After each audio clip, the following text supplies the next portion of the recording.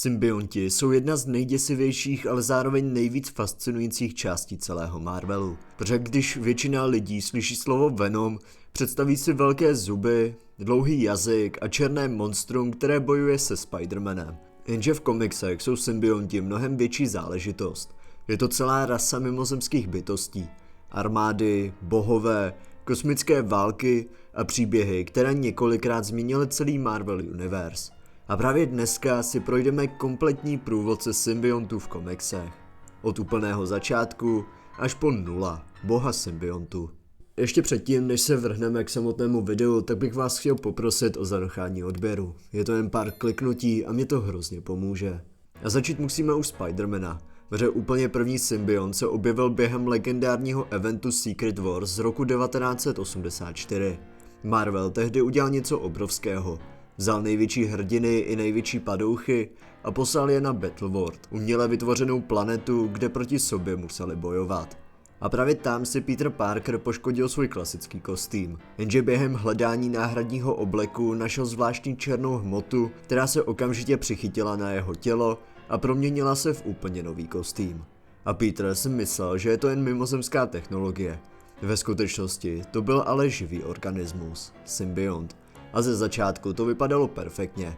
Ten oblek byl mnohem lepší než klasický Spider-Manův kostým. Vytvářel vlastní pavučiny, dokázal měnit tvar, regenerovat poškození, zesilovat Petera a navíc vypadal mnohem temněji a děsivěji. Jenže postupně začalo být jasné, že něco není v pořádku. Peter byl agresivnější, unavenější a hlavně zjistil, že symbiont přebírá kontrolu nad jeho tělem během spánku. A tehdy přišel jeden z nejdůležitějších momentů Spider-Man historie. Peter zjistil, že ten oblek není oblek, je živý a chce s ním být navždy. Spider-Man se nakonec symbionta zbavil pomocí zvukových vibrací z kostelního zvonu, protože symbionti mají dvě hlavní slabiny, extrémně vysoký zvuk a oheň. Jenže problém byl, že symbiont Petera opravdu miloval, nechtěl ho opustit a právě proto začal Spider-Mana nenávidět. Symbiont našel Eddieho Brocka, novináře, který přišel o kariéru poté, co Spider-Man odhalil chybu v jeho článku.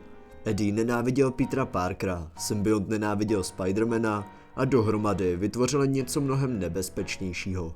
Venoma. A právě Venom byl děsivý z několika důvodů. Za prvé znal Spider-Manovu identitu, za druhé znal jeho taktiky i schopnosti. A hlavně, protože symbiont byl dříve spojený s Peterem, Spider-Manův pavoučí smysl Venoma nedokázal detekovat. Což znamenalo, že Venom mohl stát přímo za Peterem a Spider-Man by o tom vůbec nevěděl. A právě to z něj udělalo jednoho z nejnebezpečnějších Spider-Manových nepřátel všech dob. Jenže tehdy Marvel ještě netušil, jak obrovská symbionská mytologie jednou bude. Protože Venom nebyl unikát. Byl součástí celé mimozemské rasy. A právě tehdy přišel Carnage. Symbiont Venoma totiž vytvořil potomka během chvíle, kdy byl Eddie Brock zavřený ve vězení. A právě tam sdílel celu s jedním z nejhorších psychopatů Marvelu, Cletusem Cassidym. A tady je důležité něco pochopit. Eddie Brock byl zlomený člověk, ale pořád měl nějakou morálku. Cletus Cassidy žádnou neměl. Byl sériový vrah ještě předtím, než získal symbionta. A když se spojili, vzniklo monstrum. Carnage nebyl jen silnější Venom. Byl brutálnější, krvavější a mnohem nebezpečnější. Protože zatímco Venom někdy chránil nevinné, Carnage chtěl jen zabíjet. A právě proto byl Spider-Man proti Carnageovi často bezmocný. Peter měl svoje hranice, nezabíjel, držel se zpátky. Ale Carnage žádné hranice neměl. A maximum Carnage dodnes patří mezi nejtemnější Spider-Man eventy vůbec. Carnage během něj rozpoutal chaos po celém New Yorku a vytvořil vlastní rodinu psychopatických padouchů. Lidé umírali po desítkách, město bylo v chaosu a Spider-Man musel dokonce spolupracovat s Venomem, aby Carnage zastavil. A právě tehdy Marvel pochopil, že symbionti nejsou jen vedlejší Spider-Man koncept, jsou mnohem větší. Postupně se objevovali další symbionti. Riot, Lasher, Page, Agony, Scream. Každý měl jinou osobnost, jiné schopnosti a jiný vztah ke svému hostiteli. Například Scream byla extrémně nestabilní a používala svoje symbionské vlasy jako zbraně. Riot se soustředil hlavně na brutální sílu. Lasher vytvářel chapadla a čepele. A pak přišel Toxin, potomek Carnage, a paradoxně jeden z nejsilnějších symbiontů vůbec. V symbionské hierarchii často platí, že další generace bývá silnější než ta předchozí. Toxin měl potenciál překonat Venoma i Carnage dohromady, jenže problém byl, že jeho hostitelem byl policista Patrick Mulligan a Toxin se tak neustále musel pohybovat mezi hrdinou a monstrem. A právě to je na symbiontech fascinující. Oni nejsou čistě zlí, jsou ovlivnění svými hostiteli. Symbiont dokáže zesílit emoce, agresi i temné stránky osobnosti. A právě proto jsou některé kombinace mnohem nebezpečnější než jiné. Jenže největší změna přišla ve chvíli, kdy Marvel konečně odhalil pravý původ symbiontu. A tady se dostáváme k Nullovi, jedné z nejsilnějších bytostí Marvelu. Null existoval ještě před vznikem vesmíru. Žil v prázdnotě, která existovala před světlem, životem i galaxiemi. Jenže potom vznikli celestiálové, kosmičtí bohové, kteří začali tvořit život. A Null je nenáviděl.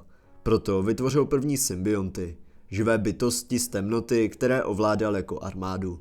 A právě Null vytvořil All Black Necrosword, první symbionskou zbraň v historii Marvelu. A ano, ten samý meč, který později používal God Butcher.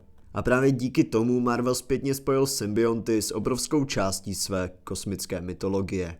Null začal zabíjet bohy, dobýval planety, ničil civilizace. A jeho symbionti byli prakticky nezastavitelná armáda. Jenže časem se symbionti proti Nullovi zbouřili. Spojili své vědomí do kolektivní mysli zvané Hive Mind a uvěznili svého vlastního boha. A právě tehdy se začali měnit.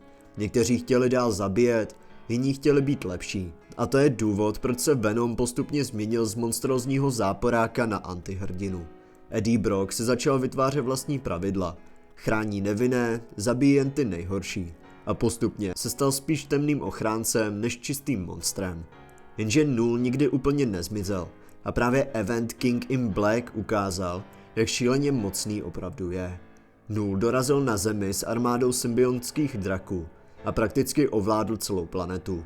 Avengers padli, X-meni padli, Doctor Strange padl. Dokonce i bohové měli problém ho zastavit. A Eddie Brock nakonec udělal něco nepředstavitelného. Stal se novým King in Black, novým bohem symbiontů. Což je absolutně šílené, když si uvědomíte, že Venom začínal jen jako zlý Spider-Man. A právě to dělá symbionty tak fascinujícími. Marvel vzal jeden černý kostým a postupně z něj vytvořil jednu z největších mytologií celého univerza. Od hororových příběhů Spidermana přes psychopatické masakry Carnage až po kosmické války bohů. A upřímně, symbionti už dávno nejsou jen vedlejší část Spidermanova světa. Jsou jednou z nejdůležitějších a nejmocnějších sil celého Marvelu.